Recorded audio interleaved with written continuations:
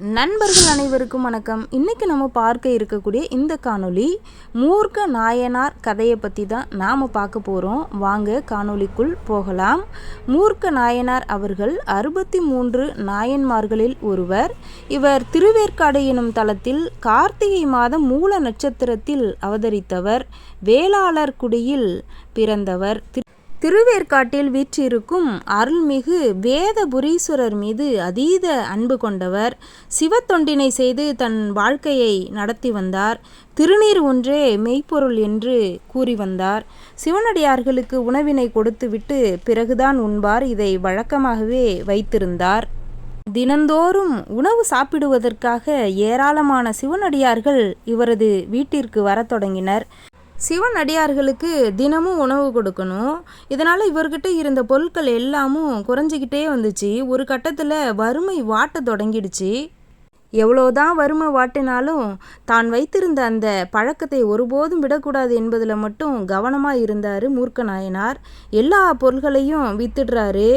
விற்கிறதுக்கு பொருளே இல்லாமல் போயிடுது ஒரு கட்டத்தில். உடனே ஒரு யோசனை வருது. சின்ன வயசில் சூதாட்டத்தை கற்று வச்சுருந்தாரு.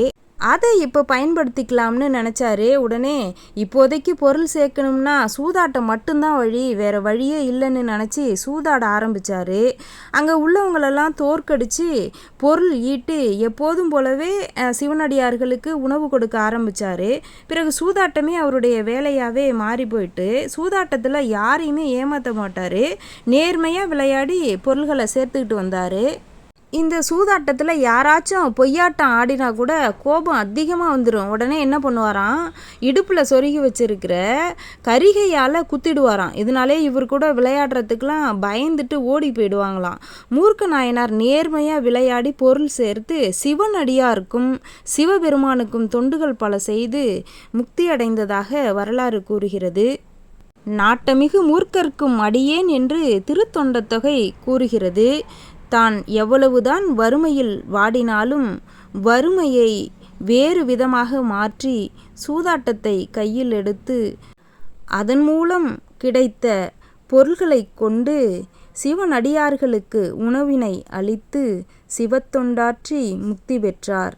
நாமும் மூர்க்க நாயனாரை போற்றுவோம். நன்றி, வணக்கம் நண்பர்களே. மீண்டும் நல்ல காணொளியில் சந்திப்போம்.